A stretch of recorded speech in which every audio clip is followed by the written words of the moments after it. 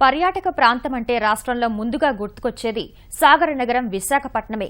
అరకు అందాలు, సాగర తీరం, ఆ తర్వాత మన మదిలో మెదిలేవి ఎర్రమట్టి దిబ్బలు.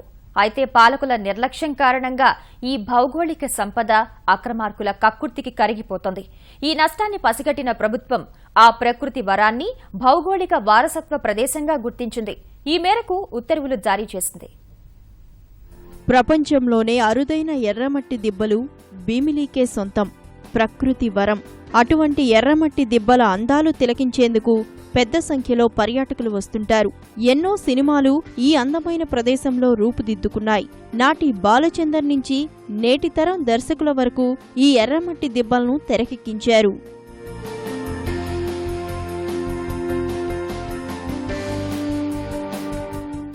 ఎర్రమట్టి దిబ్బలు పర్యావరణ సుందర ప్రదేశాలుగా తెరకెక్కడంతో భీమిలి ఎనలేని ఖ్యాతిని ఆర్జించింది.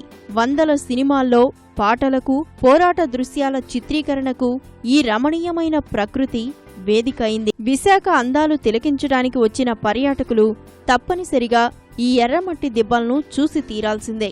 లేకుంటే వారి పర్యటన అసంపూర్తిగా ముగుస్తుంది. ఇంతమంది మదిని దోచిన ఎర్రమట్టి దిబ్బలు పాలకుల నిర్లక్ష్యానికి గురై కనుమరుగయ్యే పరిస్థితి వచ్చింది. దీన్ని గమనించిన రాష్ట్ర ప్రభుత్వం ఎర్రమట్టి దిబ్బలను వారసత్వ ప్రదేశంగా గుర్తించింది.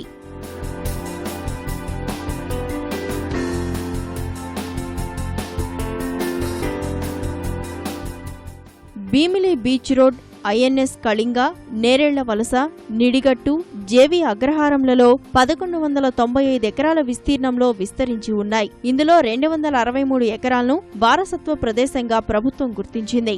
నేరేళ్ల వలసలో ఐఎన్ఎస్ కళింగ ప్రాంతంలో ఉన్న 118 ఎకరాలు, ఆక్రమణలో ఉన్న 20 ఎకరాలు, 1.90 ఎకరాల పట్టాభూమి, 6.25 ఎకరాల ప్రభుత్వం అసైన్డ్ చేసిన భూమి, భీమిలి పట్టణం కోఆపరేటివ్ బిల్డింగ్ సొసైటీకి ఇచ్చిన 94 ఎకరాలు, ఏపీ పర్యాటక శాఖ ఆధ్వర్యంలో ఉన్న 19.5 ఎకరాలు, కొత్త వలసలోని 1.90 ఎకరాల ప్రభుత్వ భూమి, బంగాళాఖాతానికి ఉన్న 1.19 ఎకరాలను వారసత్వ ప్రదేశ పరిధిలో ఉంచారు.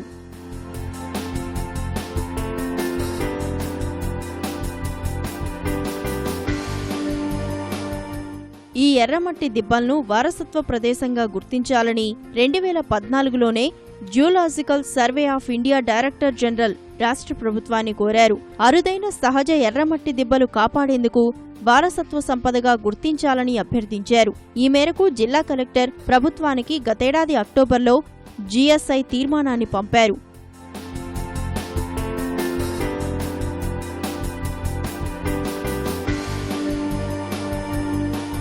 జేవి అగ్రహారానికి 2 కిలోమీటర్ల దూరంలో 30 అడుగుల ఎత్తైన వాచ్ టవర్ను 24 లక్షల వ్యయంతో ఇటీవలే పర్యాటక శాఖ నిర్మించింది. ఇప్పటి వరకు బీచ్ రోడ్ను ఆనుకుని ఉన్న ఎర్రమట్టి దిబ్బల్నే పర్యాటకులు వీక్షించేవారు.